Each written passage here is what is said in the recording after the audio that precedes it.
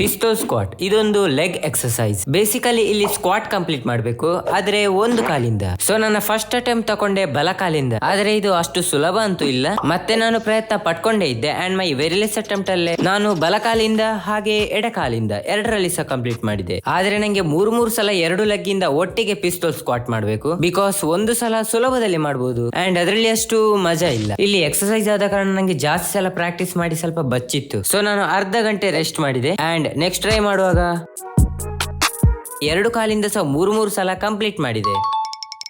ಇದು ಸುಲಭ.